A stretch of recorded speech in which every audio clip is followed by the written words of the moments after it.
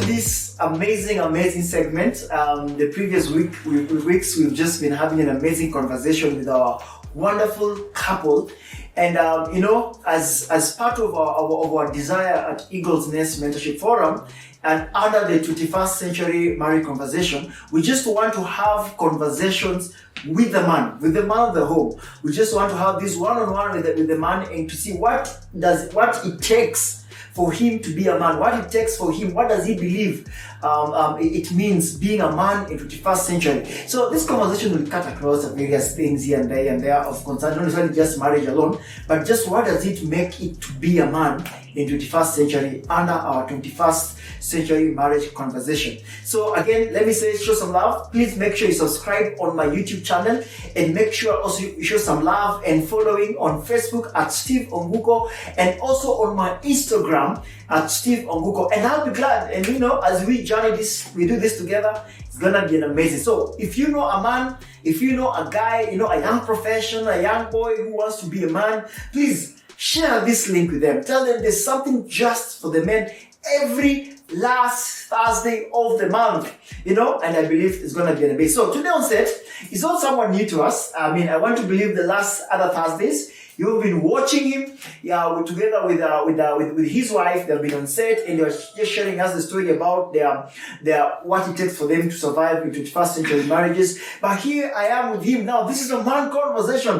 Men ahu. Ahu.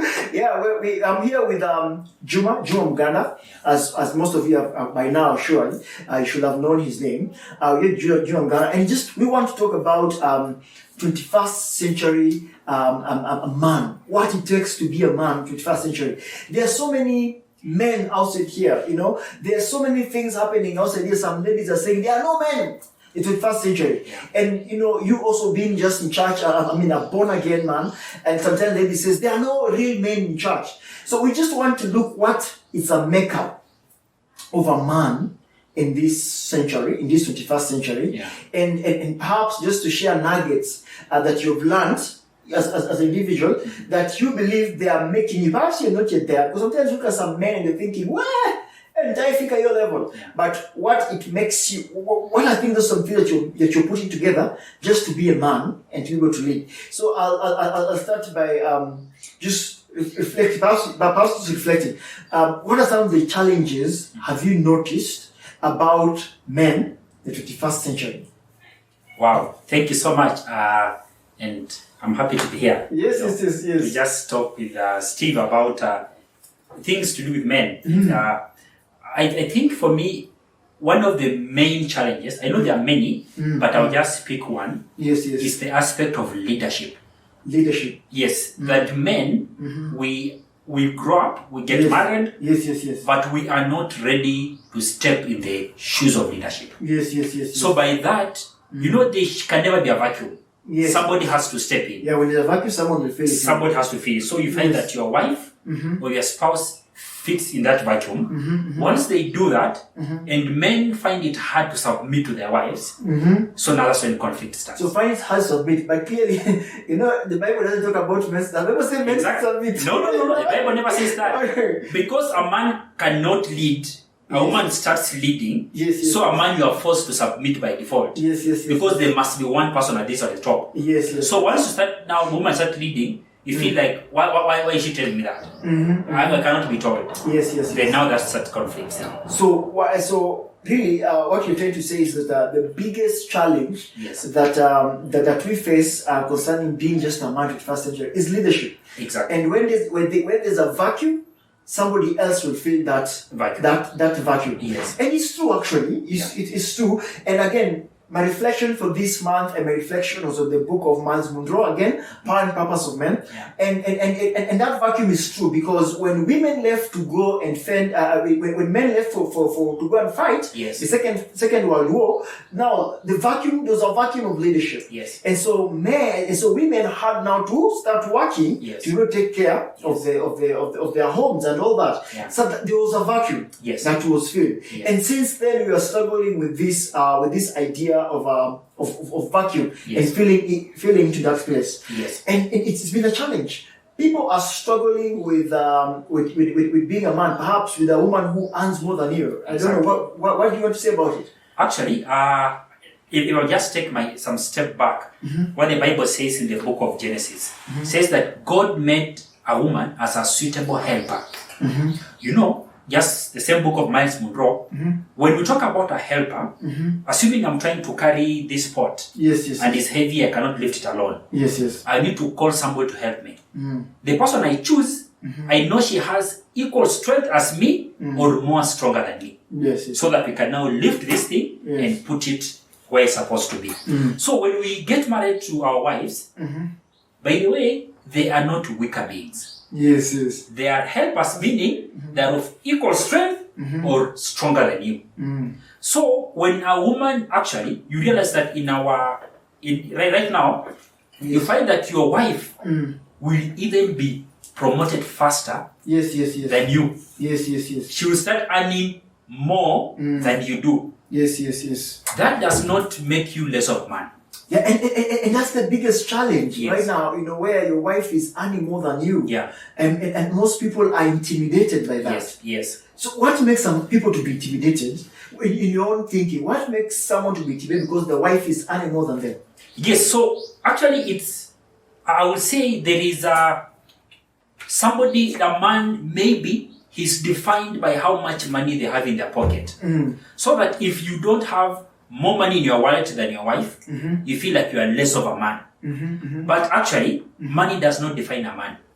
If your wife earns $1 million, for you earn 50,000, as a man, you still need to show leadership. You still need to show leadership in that home. You still need actually to sit down with your wife and tell her, you know what, babe, this is wrong, if there is something wrong to point out. So there is nothing for a man to feel intimidated because the wife is earning more. Then men, we are not defined by how much money we earn. Actually, our definition of manhood is how we can lead our families. And now when we find the pesa, si makaratasi kila wakati. Exactly. So actually, there are people who have a lot of money, but they can't lead their families. But there are people who have less, but they are able to lead their families. So for us as men, we are actually called to lead. Lead our wives, our spouses, lead our children. And now just show them this is the direction our family is going. So and that doesn't need money. You don't need money to lead, actually. Exactly. Because Maxwell, and a guru in leadership, right, from his own personal experience, he says leadership is influence. So I think anyone can influence. Anyone can influence, and it's not necessarily about money to be able to cause an influence. Money is a good tool to enable as a leader to cause even much more impact in what you do, but it's much more about influence. So we wonder, so how is a man able to cultivate that influence, able to cultivate that leadership, and perhaps in you're a professional yourself, in the place of work, I'm sure there's a team that works under you. In your marriage, where now your wife is also under you. I mean, is there under you in church, you lead people. How are you able to cultivate that influence on those people and just show that leadership? I actually have this, I think role in my head that the team I'm leading, they are not my juniors, but we are partners in what we are doing. Same applies to my wife. She is my partner, not just because we are married, marriage partner, but she is literally my partner. By that is that, but as a partner in a business, we bounce off ideas. For instance, if I have an idea of maybe, let me say, you want to buy a car. I will not wake up, go get money and buy a car. I will actually involve her. So that she also brings in her contribution of the type of the type of car. Of course, she prefers her color. Purple car. So I would also want to involve her in that, so that now she can see she's actually part of this. So with that, it's easy to influence because somebody is, is a partner. They are putting their contributions, their ideas. And when there's somebody giving you an idea, it's not that I should ask you something so that it should be on the paper I asked you. I should listen keenly and actually take your idea seriously. Yes, And yes. if I don't agree with them, I will ask you, what if we do this and this and this? Yes, yes. So that now we feel my wife or the person I'm leading feels like they are part of the decision making. Okay. So now that becomes easy to influence somebody to get things done together as a team. So you're saying Yes. is that to influence, Yes. to cause an influence, you must allow the people that Yes. are other than you, Yes. or your wife, or your colleagues, or your ministry members, Yes. to be partakers of what you're doing. Exactly. To be part of what you're doing. So that way you're able to cause that influence, Yes. and they're able to whatever, Yes. to do what needs to be done, or Yes. to be able to move forward. Exactly. So the other aspect of that's leadership, and again, and that's what you began by saying. Really, men, it's leadership. Yes. That just defines it, because Yes. God created us to be leaders. Yes. Maybe the other thing that is sometimes you hear people say, "Huyu ni mwanaume wa aina gani?" Or even ladies say, "Huyu ni mwanaume wa aina gani?" Yeah. What have those people lost in them? I mean, of course, we'll say it's leadership again. Yeah. It still goes about leadership. But it seems like they have lost something that these women will say, "Mwanaume wa aina gani?" Yeah. Which kind of a man is this? So how do you help these people to be, because there's something about man, I don't know how I can express. Yes. There's something about being a man that it's just not. Yes, actually, mostly you find ladies saying those kind of statements. And the ladies I've interacted with who are friends, and even those who are in the relationship they're dating, they come and tell me, imagine, Nani did this. I think I've come to learn that where a man is placed in society, it's on a very higher level, that there are some things when a man does or does not do, it's like you've committed, treason. A crime. It's a crime, it's a big crime. As something, let me just use an example. A man asks a lady out. They go in Java, of course the menu comes, babe, you pick what you want. She eats. Then, when the bill comes, the guy asks a lady, by the way, babe, ukona how much? In the first place is, I'm not saying that ladies should not help men paying the bills. Yes, yes. By the way, it's alright. Yes, yes, yes. The point is, you are the man who asked this girl out. Yes, yes. You should take care of the bill. Hey, So my that friend, now- pay for the bill. The lady doesn't come out feeling like, kwani huyu msanii aliniita, then he's making me pay the bill, like all those kind of things. So a man, like, take responsibility of your bills. Taking responsibility. Exactly. Yes. I remember when I was actually dating my wife there, there are times you need to have dates. To meet up for a date. And I don't have money. What do? I'll look for a restaurant that is cheap. Are you among those my boys that go to look for window shopping in your hotel? Whenever angalia menu, It's important. This menu. It's important. Hey, my friend, hii ni kanairo. Lazima ujipange. So that kama buy unajua team menu the expensive thing is 1,000. Hii nitaweza. So that now you don't go taking a lady to KFC or whatever your favorite restaurant is, but you do not have money. So ladies will end up saying some of those things. Or I've had cases of a man who calls up a lady and says, hey, by the way, hebu nikopeshe 5K, gari yangu haina mafuta. Then a lady, because she loves this guy so much, because they are dating, she says she loans the guy 5,000. Yes. Then he actually does not pay that money back. Yes. Now the lady is left wondering, kwani, what's the deal here? You borrowed money, you are supposed to pay me back. So she goes like, which kind of a man is this? Are you out to loot, or are you out to like, we build each other up? Yes. So for men, I think our standard is higher. Yes. So we should keep that standard. If actually you're not going to pay that money, please do not ask for it. Yes. And more so to a sister. Find a brother to ask money for. If you will understand. Yes. Yeah, one brother. Yeah, I understand. Steve, umepeleka Fiona out. Juma nisaidie ka 5K. Nitakutumia by the way chini ya maji. Maybe utalipa, tutasort baadaye. And your reputation will be intact. So by the Juma. Yes. I want to take my wife. Nitume ka 5K. Yes, nitakusort ka 5K. Chini ya maji. Go tutaenda huko mpeleke I fry, then we shall sort as boys later. Yes. So, but this thing of guys making ladies feel like, I'm the one shouldering all your burdens. I don't think it's a right thing, yeah. No, yeah, okay. So, Wow, quite profound, quite interesting, and I want to believe some of our viewers you're very excited with this conversation about just being a man. One more thing, just before we call it a day. What is that one thing that made you feel less of a man as a person, whether it was before marriage, in marriage, or currently? What is that one thing that made you feel less of a man, and how did you bounce back from that incident and realize that I'm actually a man and not a mouse? Wow, okay. That's a very interesting question. I think at some point, that was, I think a year ago. There's a place I was working, and the company was, shaky. Yes. The financial flow was getting a bit, you are not sure. Whereby when your salary gets in your bank, you really praise the Lord. But there are times your salary doesn't come, so you are there just with the fingers crossed. Now, there are things that, as a man, you take care of. Yes. You want to pay for this, you want to get this, take the car for service, whatever in the house is not working, you have to fix this and this. I got to a point whereby, actually, I could not do those things as I used to do. Yes. But now, on the other side, my wife, she was still working. She's working, her job was intact.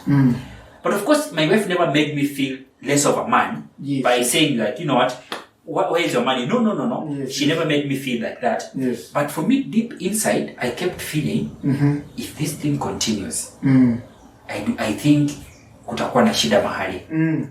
To an extent, by the way, I at some point I said, hii kazi haendi vizuri, I need now to pick up something like farming. Yes. And see if I can push this farming to bring in money.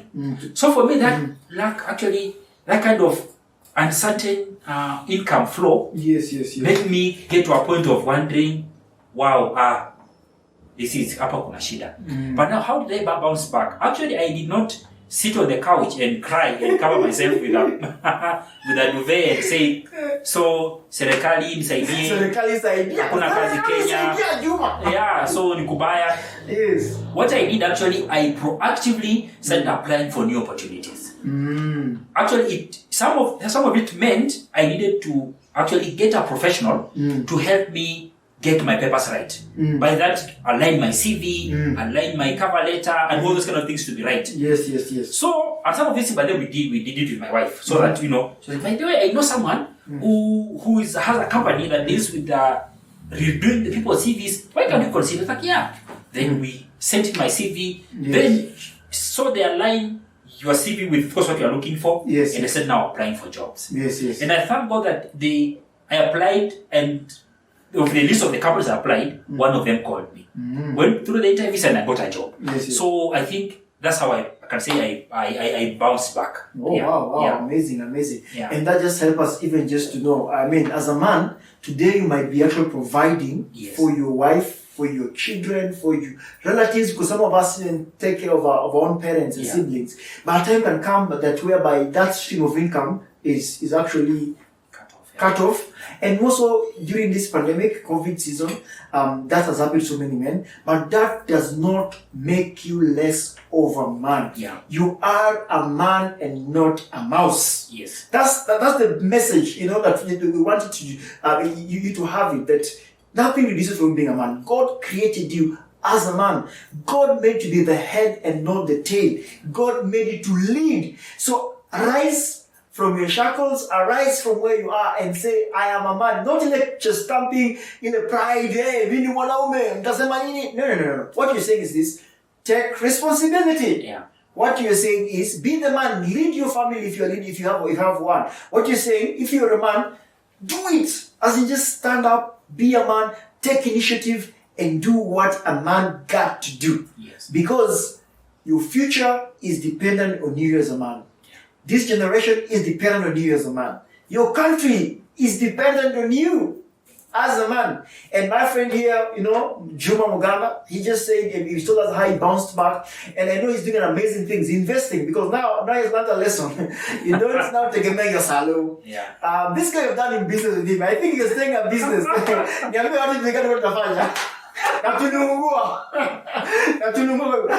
We decided to go and do pig business. But My friend, starters in pig business. He left me. And we were farming on their phone. And we are farming on the phone. And then the money the cost that we used to go to see the farm and back to Nairobi, my friend, we rather even send that money in Chakula and Peru. But we learned our lesson. We learned our lesson because the business, thank God for Corona, the business had to come to an end. But I'm still interested in doing pigs farming in the future. But I know even there are more plans that are coming up at when together. And this is what we rallying call. This is the rallying call. And this is just something that we're saying, man, you can do it. Yeah. Don't think less of a man. Yeah. Let us arise and be the men that God created us to be. Yeah, guys, you want to say something before we call it a wrap? I think, let me just say one thing. Yes, please. When I was getting married, actually, the last week to my wedding, there is a pastor friend, I will not mention his name. Yes. He called me aside and just told me something. Juma, if your family breaks and the cause of the family breakup is maybe Brenda, I will never ask Brenda anything. For Brenda is his wife. Yes, actually. Know, yeah, I'll come and ask you, Juma, what happened. That's what he told me. Then he told me something else. He said, Juma, whatever you do, lead your family from the front. Even though you do not know the way. Yes. Get lost. When your wife tells you by this, huku ni huku. When you turn, go in front and keep leading. Wow. The first time a man let a woman lead him, you are chased out of the garden of Eden. That's why we are here. So men, keep leading. Even though you do not know where you are going, ask fellow men to help you and keep walking. It, man, and he says, the day you allow a woman to just out of the garden of Eden, I have so many interpretations of that statement. Allow me to not. I will not interpret that statement, my brother. But I keep walking. That's what he said, guys. It's been an amazing time. It's been amazing. And clearly, many don't say a lot, but we say something. When we say it, we mean it. Yeah. This has just been the 21st century marriage conversation, but we are focusing on man and leadership in their spheres of influence. Yeah. And it's been an amazing time here with me, your boy, Steve Onguko. Allow me just to say this, kama kawaida, please make sure you subscribe on my YouTube channel at Steve Onguko. Make sure you like and follow me on Facebook at Steve Onguko. Once you just do that, you'll see me. And also on my Instagram page so that you can be able to get much more of this stuff, much more of this conversation. And I know you'll be blessed. It's going to be an amazing journey. And God will keep us. Be a man and not a mouse. As he said, the last time a man was just... no. The last time a man allowed the woman to be the head, they were just out of... God is amazing. God bless you guys.